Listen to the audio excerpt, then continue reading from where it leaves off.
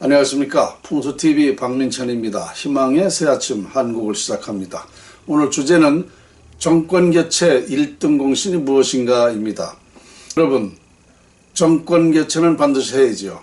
지난 정권이 잘못한다고 그래가지고 문재인이가 대통령이 됐는데 되고 나서 보니까 이게 또 더 잘못됐단 말입니다. 그러니까 다시 또 정권교체를 해야 된다라고 지금 온 국민이 열망하고 있습니다. 당연히 정권 교체는 돼야 됩니다. 그런데 중요한 건 뭐야? 정권 교체를 하려면 어떤 것이 1등 공신이냐가 중요하죠. 여러분 뭐 같아요? 어떤 게 1등 공신이라고 봅니까? 뭐 정책을 잘해서 아니면 그 사람이 나라를 살릴 수 있을 것 같아서 그런 사람이라 해야 되나요? 무슨 뭐 그동안에 엄청난 업적을 남겼기 때문에 뭐 정권 그 사람 정권 교체해야 되나요? 아니면 세계적으로 유명하기 때문에 그런 사람이 대통령이 되어야 되나요? 여러분, 정권을 왜 교체합니까? 교체하는 거는 뭐야? 국가 발전시키고 나라 잘 살게, 국민들 편안하게 하기 위해서 정권을 교체하는 겁니다. 그렇죠?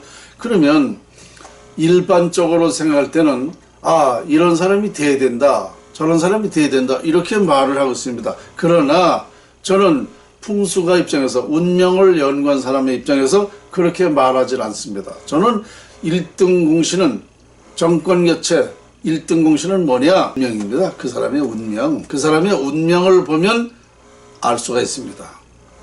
왜? 이미 80% 이상 운명이 결정되거든요. 그러면 그 결정되는 과정을 간평을 해보면 되는 거죠. 가깝게는 이제 그 사주팔자부터 또 부인의 사주팔자까지 또 내가 살고 있는 집터는 어떤가, 조상의 묘지는 어떤 건가, 이렇게 네 가지를 봐야 돼요. 네 가지. 더 세밀하게 본다면 장명까지 해가지고 5가지를 봐야 됩니다. 왜 그러냐? 조상의 묘지를 가보면 그 사람이 대통령이 될 수 있는 운명인가 아닌가를 판단할 수가 있습니다. 거기에 영향을 미쳐서 자손이 잘 되고 잘못되는 거거든요. 그래서 우리가 대권 선거 때가 되면 어디를 가봅니까? 조상의 묘부터 가봅니다. 그것이 바로 조상의 묘가 좋으냐 나쁘냐, 대통령을 배출할 수 있는 그런 길지냐 명당이냐, 이거 영향을 미치는 걸 알기 때문에 조상의 묘부터 가는 겁니다. 그러니까 그걸 간평해야 되고, 그 다음에 내 현재 사주, 일생 동안 사주가 좋을 때가 있고 나쁠 때가 있어요. 그 판단을 해봐야 되고, 근데 관운이 있느냐 없느냐, 이제 이것도 판단해야 되고, 그래서 사주를 봐야 되고, 세 번째는 뭐냐? 내가 살고 있는 집터에 대해 그 영향을 미칩니다. 집터를 봐야 되고, 그 다음에 부인의 사주도 봐야 돼요. 배우자 사주, 그 다음에 장명, 이렇게 5가지를 간평해 보면 그 사람이 운명이 나옵니다. 그러면 이 한 사람만 봤을 때의 운명을 80%까지 말할 수 있어요. 가부간에. 아주 중요한 거죠. 80%라면. 그 다음에 이제 더 정확하게 보기 위해서는 이번에 이제 윤석열이하고 이재명이 아닙니까? 그러면 두 사람을 이렇게 비교를 해봐야 돼요. 어떤 사람이 더 운이 좋은가? 이걸 간평하게 되면 결정이 납니다. 선거 아무리 잘하고 그동안에 아무리 훌륭했고 그동안에 어떤 행동을 했고 나라에 어떤 공을 세우고 이게 아무 별 의미가 없어요. 그러니까 그때 당시에 운명이 가장 중요하다 이겁니다. 그러니까 두 사람을 비교해보면 딱 결정 나는 거예요. 그게 1등 공신은 뭐냐? 운명입니다. 운명. 내가 1996년도에 이해창 총재 아시죠? 그때 당시에 1997년도에 대통령 처음 출마 나오기 전에 전 국민은 뭐라고 그러냐면 이해창 이분이 된다라고, 아마 98%는 전 국민이 인정했습니다. 그분이 된다고. 근데 제가 96년도에 이미 그걸 다 기사화했는데요. 안 된다고 그랬습니다. 조상 묘를 가서 보니까 안 되게 돼 있어요. 혈이 끊겨가지고 그런 그 대통령 운명까지는 안 됩니다. 조상 묘가. 그 거모산이라는 그 혈맥이 끊겨져 안 되게 돼 있어요. 그래서 제가 그때 신문에 보도를 했습니다. 이해창 총재 대통령 안 된다라는 거를 그런 이유로 들어서. 그런데 다른 사람들이 다 된다 그랬어요. 전 국민이 다 된다 그랬습니다. 그런데 안 됐잖아요. 이게 뭐야? 이거 운명이다 말입니다. 그 다음에 97년도에 나오고 다음 해에 또 나왔죠. 그 다음에 그때는 또 아주 뭐 거의 또 본인부터 전 국민이 또 된다 그랬어요. 그런데 그때도 저는 안 된다 그랬습니다. 이게 노무현 후보 아닙니까? 운이 좋더라고요. 그 조상비에도 가봤지만 운이 좋더라고요. 그래서 이 사람이 된다 그랬습니다. 그렇게 됐어요. 자, 이게 뭐예요? 노무현이라는 사람하고 이해창 이분하고는요, 정말 그동안에 업적이라든가 모든 국민의 인식이라든가 뭐를 봐도 이렇게 하나도 없었습니다. 그런데 이 사람 이해창 총재는 안 됐지 않습니까? 이게 뭐냐? 운명입니다. 운명. 그 안 되게 되어 있는 운명이에요.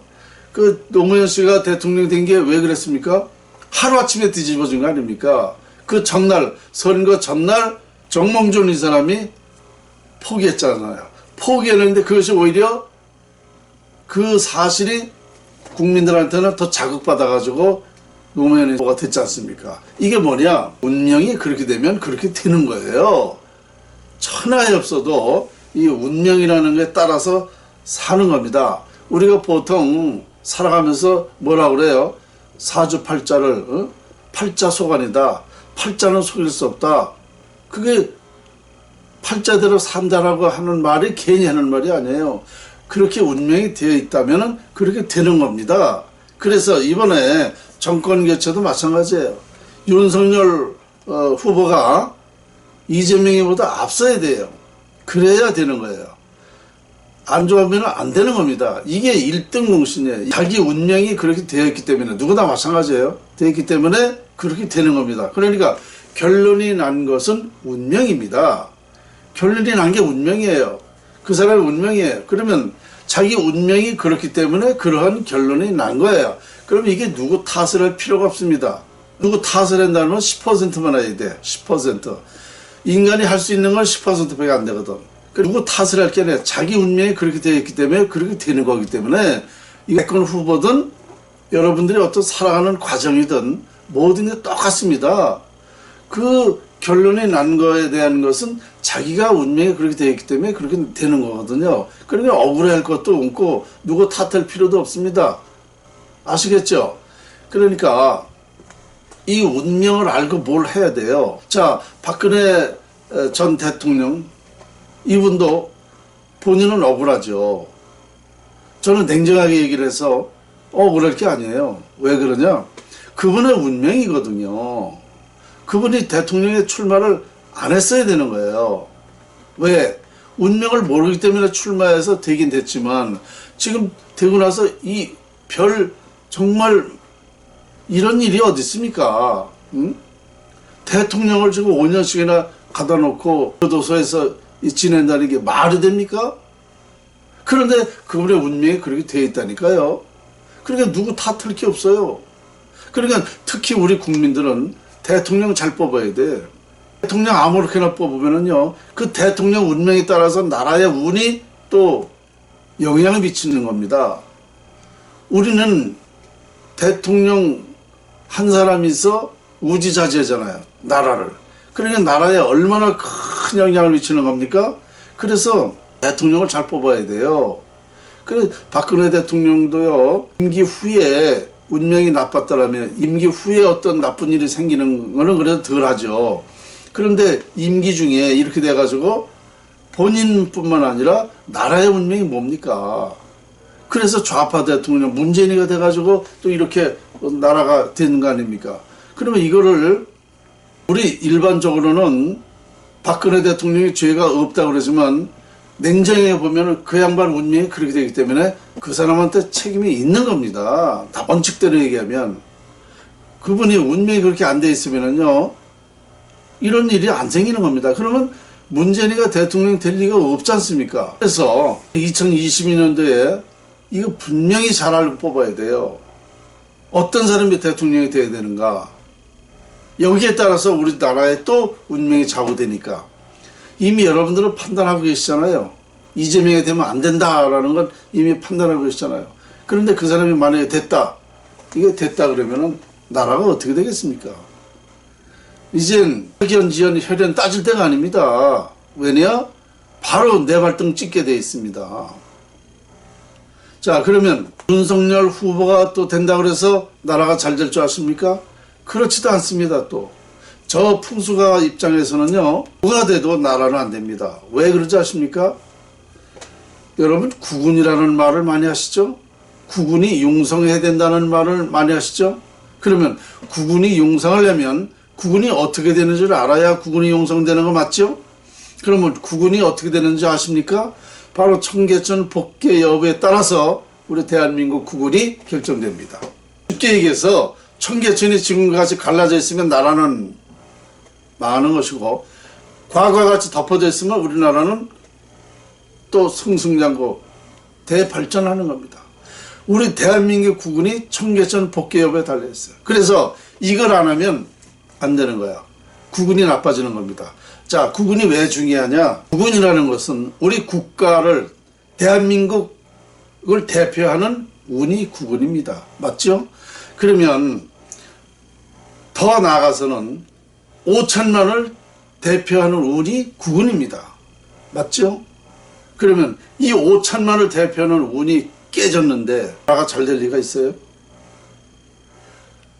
윤석열이든 이재명이든 여러분들이든 우리들은요 5천만 분의 1입니다.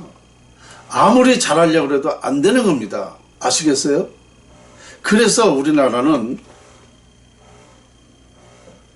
청계천을 빨리 복귀하지 않으면, 비보풍수하지 않으면 나라는 안 되는 거예요. 누가 대통령이 돼도 안 됩니다. 정권 교체 문제가 아닌 거예요.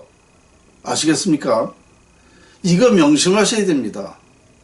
저는 운명연구가예요. 조선국사 1100년 전 이분의 풍수를 전수받고 40년간 이 분야만 연구를 해서 완벽하게 밝혀낸 것입니다. 누가 뭐래도 어느 나라도 마찬가지입니다. 국운을 다 그 나라의 청와대가 결정하는 겁니다. 우리나라는 두 군데, 청계천하고 청와대가 운명을 결정하는 것이고요. 이렇게 돼 있어요.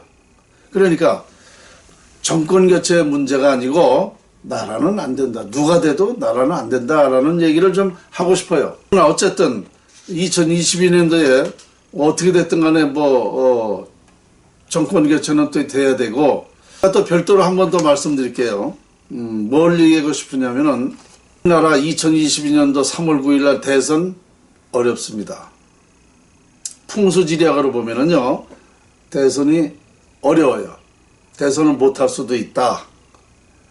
아마 감이 오시는 분은 무슨 뜻인지 아시겠는데요, 못할 수도 있습니다. 그 이유를 다시 한번 제가 강의를 하겠습니다. 자, 오늘 희망의 새 아침 한국 주제는 정권교체 1등은 무엇인가 였습니다. 여기까지입니다.